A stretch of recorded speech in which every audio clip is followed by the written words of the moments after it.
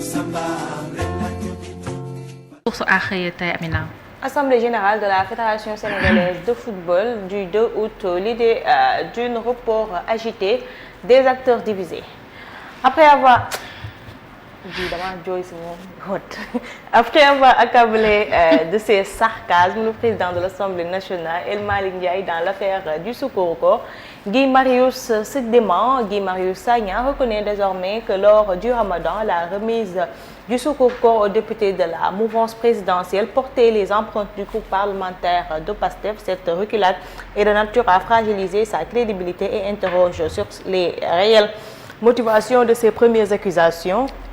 Jubile un proche du responsable PASTEF du Jolof face à Migui Maram Ndiaye Guy nee na li nga xam ne moom la journaliste bi ne moom waxul lool nee na Migui moo bindoon loolu. non Guy xam nga Migui daf kaa invité RTS RSI toute la vérité mu ne moom li nga xam ne moom la ñu retracé waa ci presse bi moom waxul loolu ñun ñoo déformé mi ngi ñuy sosal ñun ñoo déformé ay propos Guy sosal nanu yàlla baax na dem dangaa jooy ba wadd Guy dem ba koy déglu da nga dégg Guy lekk na ci suukaru koore mais nee na moom nitu bàkkaar moom nitu bàkkaar suukaru kii la war a nekk pak buy pak xanaa assemblée du jox buy pak wala suukaru pak wala cadeau Noël nekk cadeau Noël yaa bon bilaay guy yii boo koy def del sóoraale sëriñ mii nekk fii na demal moo gën a dégg lim def il a retiré ses paroles de moo la gën a dégg lim def demal. Convaincu qu'il existe des zones d'ombre dans les rapports d'exécution budgétaire, l'opposition fouille Cheikh Diba, la direction du budget envoyée au front. Pape Malick Ndour moom nee na près de 40 milliards de recettes manquent dans les réalisations au premier trimestre de 2025, remettant en cause la fiabilité des prévisions budgétaires. Sur 131 milliards de recettes recouvrées en 2024, mais comptabilisées dans l'exercice 2023, l'ancien ministre demande s'il n'y a pas un gap de 43,1 milliards par rapport aux recettes prévues par la LFR. Loolu Pape Malick Ndour wax.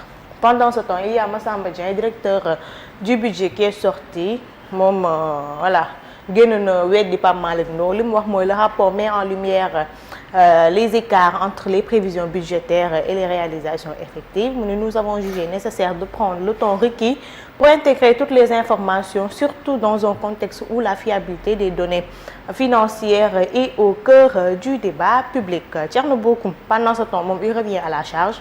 Le gouvernement se félicite d'avoir porté les recettes à 960,26 milliards de francs CFA contre 860,82 milliards, soit un T1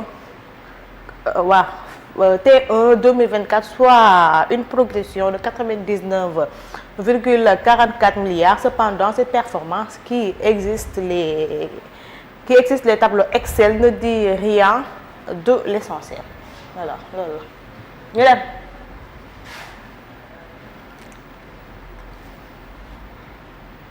Rewmi Quotidien moom tamit ñëwaat na ci Guy Marius Sagna revient sur ses propos polémiques mu ne je n'ai jamais dit ça ñu ñor sa sax ay Guy mu ne je n'ai jamais avoué que El Malick distribue le suukar koor. Mon agenda caché était de permettre à Sonko d'être candidat. L'Assemblée nationale fait des efforts. waaw loolu de Ismaïla Diallo ko moom loolu moom Ismaïla Diallo ko moom mon agenda caché moom Ismaïla vice-président assemblée yaa moom boobu tontu.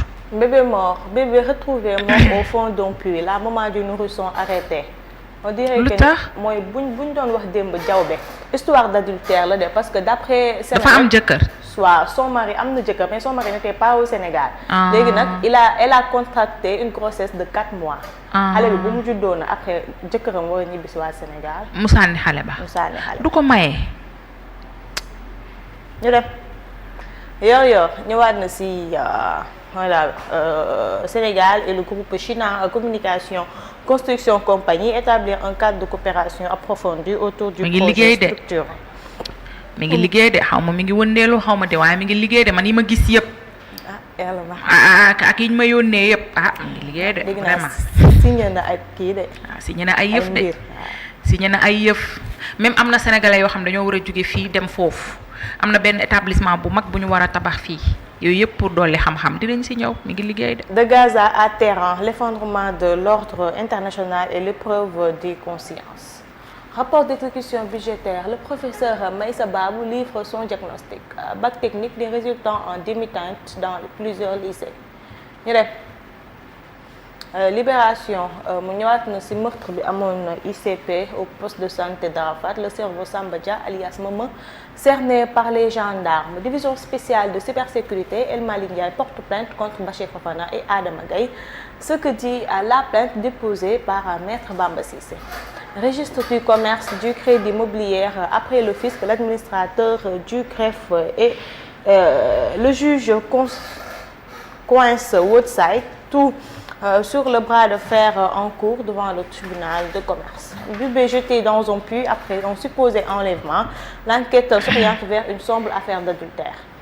suñu enquêteurs yi su ngeen xamoon nu ñu aayee di ngeen di def jàmm da ngeen di def yaakaar da ngeen a effacer trace yi xanaa ñii duñu seetaan xaw ma lan criminel am na benn série bi tudd enquête criminelle impossible bu ngeen ko doon seetaan xam ne suñu enquêteurs yi kafuñu fawuñu fawluwuñ da ngay def sa crime laay nëbb ko fa nëbbee ñu loqati ko génn ko tegal la ko système bi ñu doon def dafa garaaw. Grève du SAES, paralysie partielle dans les universités. Rencontre économique de Tangine, la vision Sénégal 2050 en vitrine. Le PM Ousmane Sonko exprime aujourd'hui au Forum économique mondial de Davos 2025 pour promouvoir le nouveau plan de développement économique du Sénégal. Socio-économique. ñu def évidence, diplomatie, le sort des Sénégalais à l'étranger. Un chantier toujours en souffrance. Mikman mi ay Mikman mi. Gros calibre. Ajaratu Yacine Fall mu baax mi. Coopération décentralisée et climat, 3 milliards pour les collectivités de Fatick. Direction générale du budget, les innovations du ministère.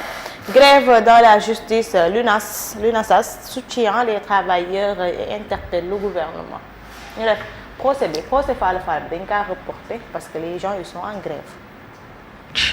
Le 30 juillet. Fallou Fall papaam daanu woon jotul woon convocation. waaw ba passé loolu moo tax comparé trop. jigéen mën na lu ne. jigéen di la jox ngay lekk di la jox ngay naan mën naa détourner sa lu ne di la jox mbaaj ngay sàngu mën naa détourner sa lépp. Vox Populi.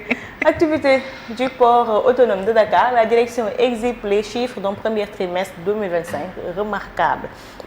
Hausse de 23% du chiffre d'affaires net de 15 milliards 713 473 199 000 francs CFA en 2024 à 19 milliards 332 133 316 francs CFA, soit plus de 3 milliards 618 660 117 francs CFA. Une baisse de soit une baisse de 89% du trafic. Ay Wally Diouf Bodian lu mu wax ci kii bi nee na port ça va daal. nee na port ça va ñeneen ça ne va pas moom nee na ça va. ba joxe ay chiffres nee na hausse de 23% du chiffre d'affaires net.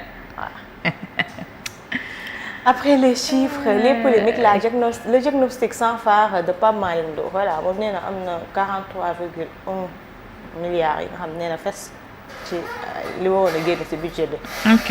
Y a Thierno Bocoum aussi qui revient à la charge. ñu def L'Observateur revient sur la Haute Cour de justice. Major Fall, 2 témoins à charge, argent liquide, pouvoir et soupçon de corruption au sommet de l'État, entre démenti, contradiction et éclat de vérité. L'audition qui pourrait faire basculer l'histoire. Biram Senghor, 86 ans, un fils de tirailleur sénégalais, traque l'État français et X pour recel de cadavres. Le rapport sur le massacre de Thiaroye sera remis à Diomaye la semaine prochaine. mooy dëgg na leer de lan lañ leen fa def na leer ay bac bi dama kontaan ci jigéen ñi ay ñun bac technique bi on l'a emporté haut la main am na foo xamante ni def naa 90% lañu mais boo dee seet ci 90% yëpp 60% yi ay jigéen lañu. dañ leen a dàq jàng sur toute la ligne. ëpp leen xam-xam góoru Sénégal yi. Mémoire vivante de refrain viral wëndeelu taxawaalu tambambalu le challenge frénétique et la profondeur d'un message oublié. c'est vrai que nag message moom moo ko way. moom moo ko way waaw wëndeelu taxawaalu tambambalu ci sida bi boobu da doon def nu mu tuddati sax da doon sensibiliser ci sida bi comprendre nga. xam en général sensibilisation waykat yi du ñu génne message mais dañuy way. donc du coup jamono jooju en 1991 sida dafa nekkoon loo xamante ne en 1991 bu ñu la nee nit dafa sida moom du dugg seen kër. nit dafa sida Amina nga xam ne nit kii dafa sida du dugg seen kër li ma lay wax nii ay 1991 mag laa. xoolal jamono jooju la génne woon way ji pour sensibiliser. ci wëndeelu beeg taxawaalu beeg tambaambalu bi moomuñu seen bopp fu leen neex si mi fa seen tuba yi nu mu tuddati sida rek lay indi ci sida bi moo tax mu ne wëndeelu taxawaalu tambaambalu ngir sida bi. ci Kamba le puzzle sanglant du meurtre de Modou Mbacké massacré devant sa famille pour 8 millions de francs CFA. Bank of Africa un stagiaire détourne plus de 16 millions pour parier en ligne. wallaay pari foot bu ngeen ko bàyyoo. 16 millions. 16 millions bu baax bi. stagiaire tamit. ñu dem stagiaire fan lan ban accès la war a am ci kiiwu banque bi. ba ciy war a détourner 16 millions. mën naa nekk stagiaire bu xarañ di moo xam ne daa nekkoon. stagiaire bu ñu teel a wóolu rek. ñu koy waaj a promouvoir. waaw bu ñu teel a wóolu ndekete yoo. Les Échos, meurtre de Modou Mbacké Ndiaye à Yeumbeul, Billy Boy, un autre élément du gang à moto-tombe. Il a été arrêté au cours d'un rendez-vous galant avec sa copine dans une auberge. Le logeur des gangsters à Bambilor en fuite, son épouse interpellée. Dieng Sala, un autre élément du gang moto activement recherché. loolu war a defate yow xale bu jigéen bi moo dem collaborer ak waa police bañ jàpp ko. bu yeboo nga ñaan yàlla mu des fa de ci kaso bi. xanaa bu génnee bu génnee waaye nag équipement des collectivités territoriales les maires et les présidents de conseil départemental dans le dur les recettes qu'ils attendaient drastiquement diminuées. L'enveloppe globale baisse alors qu'elle augmentait chaque année. Répartition inégale, Thiès mieux doté que Dakar. Gros retard dans la diffusion de l'arrêté de répartition. Loi de finances rectificative, la prévision des recettes en baisse, le déficit en hausse, le taux de pression fiscale en baisse. Sud Quotidien, approvisionnement énergétique national du Sénégal. Sangomar impose son label. 70% de la production de la SAR provient du champ pétrolier Sangomar. Les 30% restants de la production nationale sont compensés par des importations en provenance du Nigeria, principal fournisseur régional en produits pétroliers. Cette donne traduit l'importance stratégique du site dans l'approvisionnement énergétique du pays. waaw sëñ bi xaalis pétrole bi anam wala ñun amuñu. xaalis la pétrole bi ku lijjanti yow. li ñuy jaay. man du ma journaliste. amu ci xam-xam de amu ci xam-xam. yooyu laajte yi kii amul ci xam-xam ba la ciy tontu. yow tam affaire pétrole yi ay chiffres yooyu bu ko ci laaj amu ci xam-xam kii da nga koy wax affaire diplomatie moom loolu la aay Donald Trump lu mu wax. Donald Trump annonce un en tant que journaliste. xam nga les chroniqueurs ils sont spécialisés dans tous les domaines. dama lay leeralal nag ni la sëriñ ay affaire chiffre rek ay pétrole bu ko ci laajati. non affaire. affaire voyage. Amina laaj ko dina la fay un mauvais procès. xamul la. waaw certains chroniqueurs ñoo gën a sawar yenn journalistes yi. waaw moo tax ma ne ils sont spécialistes en tout. waa ci gëstu ñu bari nag laa la wax chroniqueurs yu bari ñu gën a sawar waxuma nag tous les journalistes ñu gën a sawar ñenn. moo tax mën na la ils sont experts en tout. C'est pas une parce que ñu ngi ci question de économie spécialité, mais ñu ngi ci société ñu ngi ci sport ñu ngi ci politique ñu ngi ci culture. waaw mais c'est normal ñu ngi ci diplomatie. c'est tout à fait kon normal. kay bu ñu la laajee xaalis pétrole war nga cee mën a tontu. non mais man comme spécialiste en tout la. lu tax nga ma koy laaj man. conflit Israël Iran du Donald Trump wax. non voilà yow di nga mën a tontu. nañ ko fi yooyu quoi. waaw ba entretien spécial. meroo woon nii de. ah meroo woon nii de. pourtant du woon dara de non provoqué wu ma la de damaa yaakaar ne peut-être nga ëpp ma si xam-xam. léegi nag may fekk ma jàpp sama njàmbur nga may door ay coups baax. laa du woon loolu. te pourtant léeg-léeg gars yi ci débat fii gars yi bëgg laa sëkkatoo de mu door leen ay coups ñu arrêté ñu dem loolu de c'est juste que damaa yaakaar Sëriñ daayir ay coups xam-xam rek. daa yor ay coups yu muy dóor. ay nucléaire. tee ko laaj ci affaire Yacine Fall mu la ciy tontu moom diplomatie la aay bàyyi di ko laaj ay pétrole ak ay chiffres. Donald Trump lu mu wax. c'est de feu bu muy annoncé. nañu may jàmm am na ci diggante Iran ak Israël. xaw ma fu mu déggee lool nag moom mii bëtam yi sew yi kii. daa jënd glace. imam nee na ko du fi amee. du yéen a ko tàmbali lii imam mooy décider kañ la xeex bi di jeex imam a koy décider. yàlla baax na ñu dem. Walf Quotidien revient sur les salaires, indemnités et fonds politiques, avantages intacts. Le projet sous les parasols dorés de la République exemplaire. Structures publiques et privées, les dégâts du mauvais accueil. Abdou Khadre Sanogo, sociologue, selon lui, une bonne partie des personnes affectées à l'accueil n'ont jamais été formées en psychologie ou en écoute active. bi laa moo tax soo demee lu la sax faale. Abdou Khadre Sanogo sama cause la. sociologue. mës naa def ak moom entretien. sama cause la de yaayam sama bàjjan la. Réunion de la commission comptabilité et contrôle de l'Assemblée nationale. Guy a tort le bras à El Malick. Très bien. ñu dem. Tribune ñëwaat na ci affaire Pape Malick Ndour avec le rapport d'exécution budgétaire ak incohérence yi nga xam ne Pape Malick génne na ko ci bile rapport. Libération de Tahirou Sarr. Le pacte appelle Tahirou Sarr à ne céder ni à la pression, encore moins au chantage. Tahirou du moom lañ takkal kii bi. Tahirou mi ngi Rebeuss moom ak Farba. kan lañ takkal kii bi Sarr. Samuel ok c'est que Sarr yi ñoo kii. Voilà. Pénurie de sucre, la fédération des boutiques dément le démenti du ministère du commerce. lu ñu wax ñoom suukar amul. lii billaay. dina tribunal lay mujj. dina jur coow loo xam ne man de suukar moom dëgg. tribunal lay suukar de xaw ma nag fan la ñu naan suukar amu fa waaye man Coulibaly gis naa suukar. démb de am na benn ndaw su ma envoyé message mooy ba ma dugalee information bi moom Saint-Louis la dëkk quand même moom nee na ñoom ay jours gisuñu sucre. tam te dëkk Saint-Louis. waaw moom Saint-Louis la dëkk. waaw mais nee na ma toog nañ ay jours quand même gisuñu sucre. démb gis naa kii Facebook ku la wax ne est-ce que jaawale woo suukaru jabet. jaawale ma suukaru jabet wallaahi jaawale ma suukaru jabet bi wallaahi asien. suukaru jabet bah je sais pas moo tax ma ne le commerçant yi aussi il joue pas franc jeu. waaw man gis naa suukar il joue pas franc jeu commerçant yi joué wuñu franc jeu de franchement. te mbir moomu nag nguur gi daf ci war a jël ay kii parce que dafa mel ni affaire bi dafa am ay ñu nekk ci suuf di def ay affaire xam nga waa ay kii wa non pas maguy waa mais di saboter di joxe ay fausse information du truc xam nga parce que affaire bi man daal yéeme na daal yàlla baax na. l'ANSAS ñoom ñoo ngi mettre en garde le ministre Olivier Boucar ci lu mu waxoon ci affaire de grève de justice bi ñu def. Sport, prolongation du choc de dimanche dernier, défaite devant Sa Thiès. Jarko charge le CNG. Beaucoup voulaient que je perde le combat. Le combat commence a commencé par le CNG. Ils ont accordé mon adversaire des faveurs dans l'enceinte. Aujourd'hui, qu'ils m'interdisent beaucoup de choses. C'est clair que j'ai été défavorisée. bu fi nekk un mauvais perdant. li ma waxoon daal mi ngi nii rek. Baye Ndiaye lance déjà le combat royal. Le combat Modou Lo Sa Thiès s'impose mais. Modou Lo bul nangu. Modou Lo gis nga du dem bëre. bul nangu.